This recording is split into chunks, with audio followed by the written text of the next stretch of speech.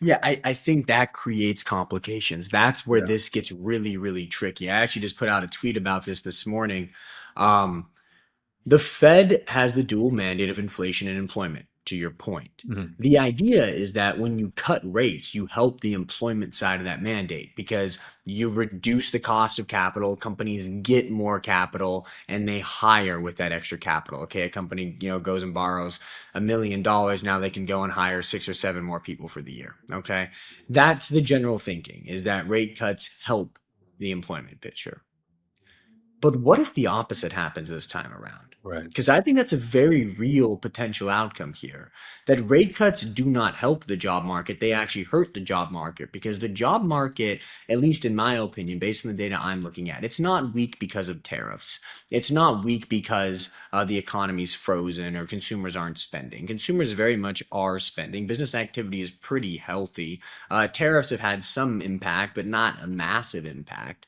The job market is deteriorating because, as we've talked about, the AI jobs apocalypse. It is AI driven job losses that are causing labor market weakness. Entry level job listings are disappearing. Anything with exposure to AI is disappearing. Coders are getting fired left and right. Software engineers are getting fired left and right. The low hanging fruit, that stuff is gone. These are AI driven job losses. So, if I'm right about this whole rate cut thing, increasing AI spend, then a derivative effect of that is companies get more money, spend more on AI, they get better at not just creating AI, but at using AI to drive efficient outcomes. And if they get better at using AI to drive efficient outcomes, then they can cut more. So I actually think the most likely outcome of rate cuts is more labor market weakness this time around. The Fed cuts rates over the next 12 months. You get 5 rate cuts, let's say from September 25 to September 26.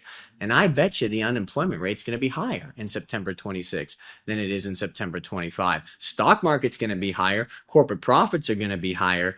But employment picture, it's going to be weaker between September 25 and September 26 if the Fed does cut rates multiple times. Because again, I think those rate cuts are just going to unlock more AI investment, which is going to create more AI driven job loss. That's the reason companies are investing in AI. They're not just investing these millions and billions of dollars in AI for, I mean, excuse my language, shits and giggles. They're doing it to save money in the long run. Spend big now to create a lower long-term cost structure that improves profitability and boost profits in the long run. That's the name of this game. So you cut rates, unlock more capital, spend big, save on costs. That's the pattern that I think we're going to see evolve over the next 12 months and beyond. And again, that's where it gets tricky.